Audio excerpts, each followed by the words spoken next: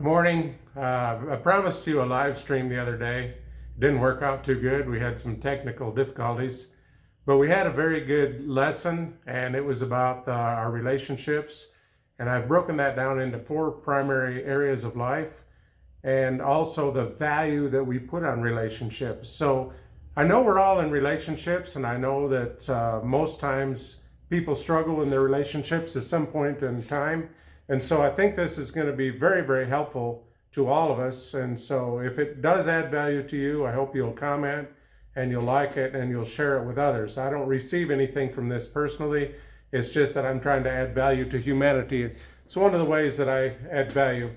I've broken down our relationships into like the four areas that I talk about. We have a relationship with God, we have a relationship with people, we have a relationship with things, and we have a relationship with systems.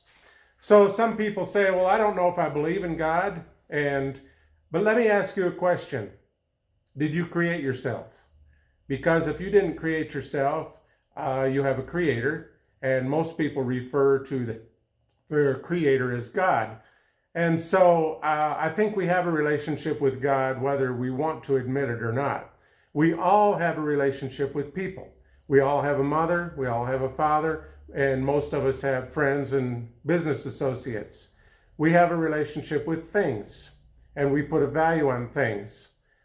Things are food, clothing, shelter, water, all the necessary things, and it's very necessary because if you don't have things, you're going to die and you're not going to have relationships. And also, we have a relationship with systems. And my definition for system is it's an idea that's been put into practice. So here in Africa, we have a restaurant. We have a system for how we cook food. We have a system for how we serve food. Now, if it's an idea that's put into practice and the idea is not working very well, we can change the system. We can change our idea. So the system should serve the people. The people shouldn't serve the system. Now listen to that carefully. The system should serve the people. The people shouldn't serve the system. Now, what other systems do we have? We have a school system. We have systems for business. We have a system of social life. And we have a system for politics. Does that always serve the people? Or do sometimes the people serve the system? We have a system for religion. Most people they have a relationship with other people in some sort of a way of serving God, worshiping God, understanding and talking about, what's my purpose in life? And so in that one, are you serving the system or is the system serving you? Is it helping you? If it's not helping you, then what value are you putting on it that's causing you to give more value to it than you should? And so here is where the rubber meets the road. We have a relationship with people, and we have a relationship with things, and we have a relationship with systems. So now supposing you've gone to work, and the challenge is the better the system, the more we're willing to sacrifice for it. So you've gone to work, at the end of the day that there's a birthday party scheduled for a family member, which is a relationship with people. But your boss comes and says, look, we have this deadline. I really need you to stay late because I have to finish this up by tomorrow, and you're the only person that can do this. That is where you say, I have to make a decision. Am I going to put more value on my relationship with people, or am I going to put more value on my relationship with my business or the business that I'm involved in? And so that's how these things can become out of balance. And we can begin to struggle in other relationships because we put too much value in one and not enough in another one. Now, supposing you're a person who puts a lot of value in your things. You've gone way beyond water, food, clothing, and shelter. Now you've got boats and you've got vacation homes and you've got everything that your heart can desire, but you're struggling with your relationship with people. It could be because you've put too much value on your things. And so,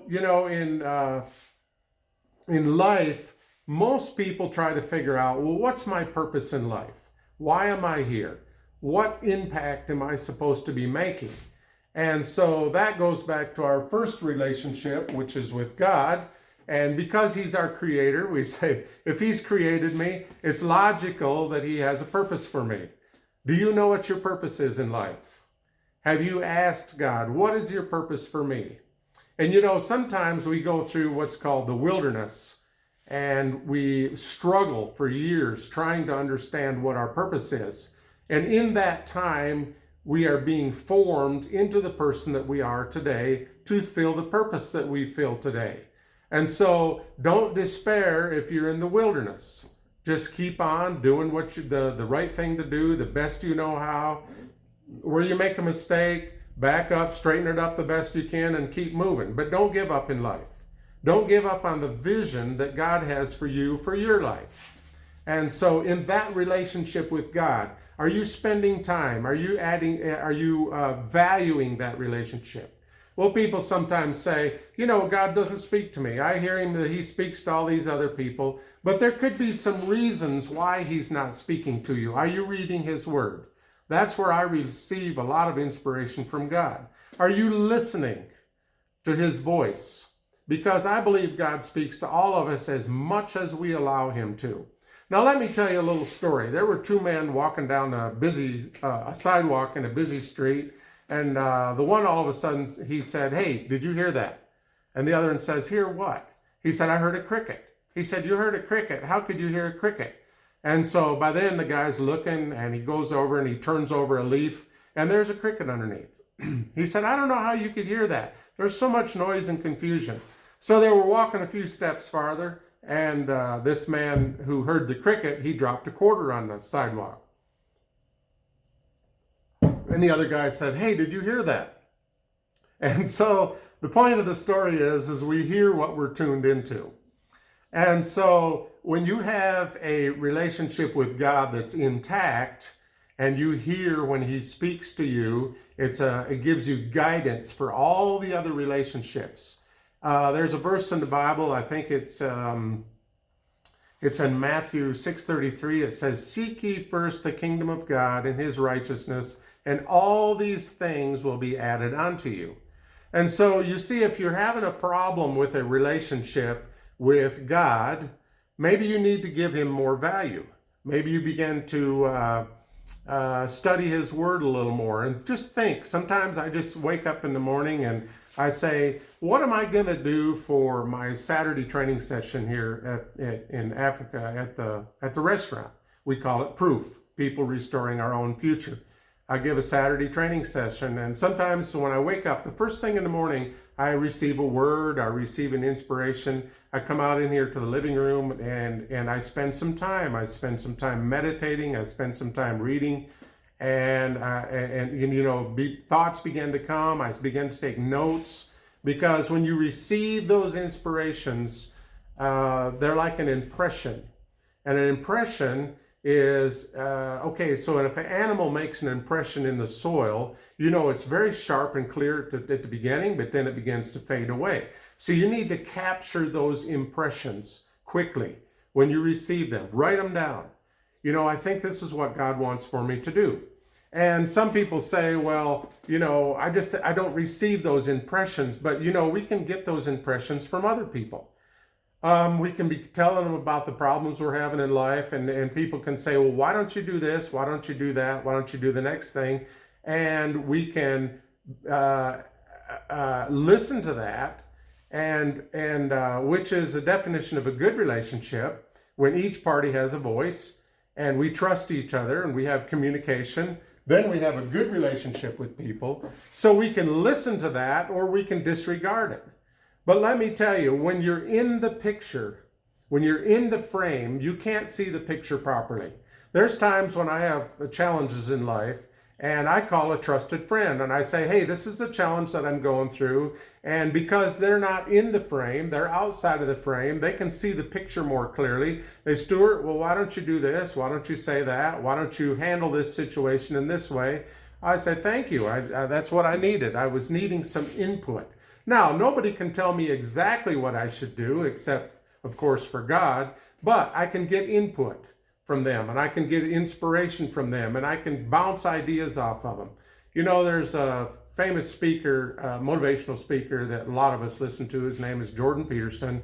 And he said, most of us don't really think well just in our own heads. Now I have a friend, one friend especially, who does that. He can think very well in his own head, but most of us, we need to talk to people. We need to bounce ideas off of them. But are you going to bounce ideas off of somebody that you don't trust? Of course not. Are you going to bounce ideas off someone who's betrayed you in the past? Of course not. Because you're going to have a fear that they're going to go and do something behind your back, and it's not going to work out well.